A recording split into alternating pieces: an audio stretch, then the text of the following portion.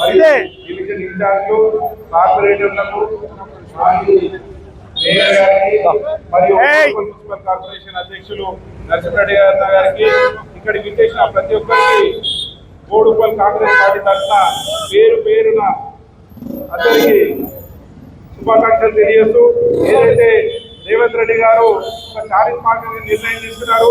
Supreme court ఆదేశాలు రాగానే ఏ ఒక్క స్టేట్లో లేని తెలంగాణ స్టేట్లోనే తీసుకొని బిల్లు పాస్ చేయడం, ఎస్సీ వర్గీకరణను పాస్ చేయడం, బీసీ కులగణన సర్వే చేయించి 42% రిజర్వేషన్ కల్పించడం చాలా అదృష్టం.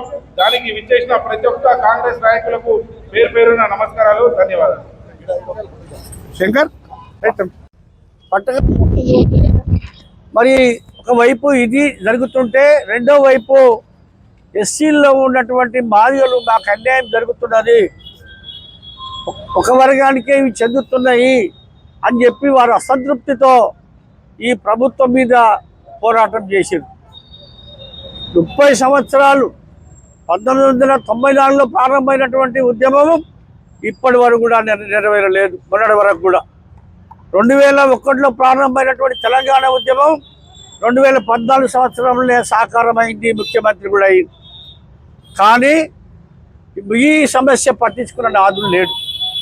ఎప్పుడైతే ఈ రెండు విషయాలు రాష్ట్రంలో మంటలు మంటలు లేపుతున్నాయో ఆ మంటలను ఆపడానికి మొన్న 23లో జరిగినటువంటి అసెంబ్లీ ఎన్నికల్లో రాష్ట్ర ముఖ్యమంత్రి గారు ఒక నిర్ణయం తీసుకున్నారు.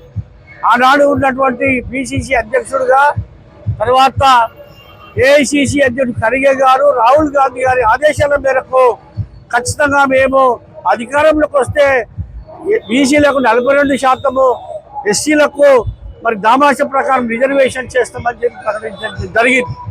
దానిలో అనుకూలంగానే మరి అధికారంలోకి వచ్చిన తర్వాత వెంటనే మరి ఆగస్టులో సుప్రీంకోర్టు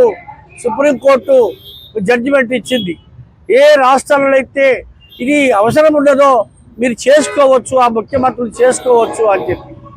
అయితే దానికి దేశంలోనే మొట్టమొదటిగా ఆంధ్రప్రదేశ్ మన తెలంగాణ ముఖ్యమంత్రి రేవంత్ రెడ్డి గారు ఖచ్చితంగా నేను నా రాష్ట్రంలో మొట్టమొదటిగా అమలు చేసి చూపుతా అని చెప్పి ఆ రోజు అసెంబ్లీలో ప్రకటించడం జరిగింది. దానికి అనుగుణంగానే ఈ బడ్జెట్ సెషన్లో ఖచ్చితంగా బిల్లు పెడతా అని చెప్పింది. ఏదైతే బీసీలు సుదీర్ఘకాలం పాటు పోరాటం చేస్తుందో దాన్ని కూడా నేను పూర్తి చేస్తా అని చెప్పి వారు ప్రకటన చేయడం జరిగింది. ఆ రాహుల్ గాంధీ ఇచ్చిన ఆదేశాల మేరకు రేవంత్ రెడ్డి గారు తూచా చెప్పకుండా మొన్న జరిగినటువంటి మరి అసెంబ్లీ ఎన్నికల్లో బడ్జెట్ సమావేశాల్లో ఖచ్చితంగా బీసీ బిల్లు పెట్టింది. మొదటి రోజు చాలా మంది దీన్ని వ్యతిరేకించారు. తీర్మాన్ మల్లల లాంటి వాళ్ళు దీన్ని తప్పుల తడక అన్నాడు, జనాభా లెక్కలు తీసే తప్పుల తడక అన్నాడు. కానీ మంచిదేదో చెప్పాలి కదా, ఎక్కడ తప్పు జరిగిందో చెప్పాలి కదా, అది చెప్పాడు. కానీ బాధలు అంటాడు, అవతల పడతాడు. ఆయన ఇది కావద్దు అనేది ఆయనకున్నది. అయినప్పటికీ కూడా మరి రేవంత్ రెడ్డి గారు దాన్ని కేర్ చేయకుండా ఖచ్చితంగా ఎవరిని కూడా నేను ఉన్నా సరే, ముఖ్యమంత్రి లేకున్నా సరే నేను మాత్రం చేసి తీరుతా అని చెప్పి వారు బిల్లు పెట్టి మొన్న 42% బీసీలకు ఇచ్చడం జరిగింది. అదేవిధంగా ఎస్సీలకు ఉన్నటువంటి సమస్యను కూడా దృష్టిలో పెట్టుకొని మరి ఏబీసీ వర్గీకరణ బిల్లును పెట్టి దాంట్లో మరి ఏబీసీ అని 3 వర్గాలు చేసి ఏలో 1%, బిలో 9%, సిలో 5% రిజర్వేషన్ ప్రకటించడం జరిగింది. అయితే ఎవరైతే ఇంతకాలం ఈ ఉద్యమాన్ని నాయకత్వం వహిస్తున్నటువంటి సోకాల్డ్ లీడర్ మందకృష్ణ ఉన్నాడో ఆ మందకృష్ణ, ఎందుకంటే ఇది ఇలా తప్పులు ఉన్నాయి, ఇది రోజు బాధ్యతల గురించి కొట్లాడినోడు ఇప్పుడు నేతకాలంలో గురించి మాట్లాడుతాడు, ఇప్పుడు బహార్ల గురించి నేతకాలంలో ఎవరున్నాయా? ఏ జిల్లాలో నేతకాని కులం చెప్పండి. అవి లేని కులాలను తీసుకొచ్చి అడ్డబెట్టడానికి ప్రయత్నం చేసింది. ఎందుకంటే ఇది ఏబిసిడి వర్గీకరణ అయిపోతే ఆయన దుకాణం బంద్ అయిపోతుంది, ఆయన ఫుడ్ ఫర్ వర్క్ ప్రోగ్రాం బంద్ అయిపోతుంది. ఆయన అదే దుకాణం ఉంటే ఒకసారి ఎలక్షన్లో బీజేపీ సపోర్ట్ చేయొచ్చు, డబ్బులు తీసుకోవచ్చు, ఒకసారి తెలుగుదేశం చేయొచ్చు, డబ్బులు దండుకోవచ్చు, ఒకసారి టీఆర్ఎస్కు చేయొచ్చు, డబ్బులు దండుకోవచ్చు. ఇదో ఫుట్బాల్ వర్క్ ప్రోగ్రామ్ అయింది ఆయన.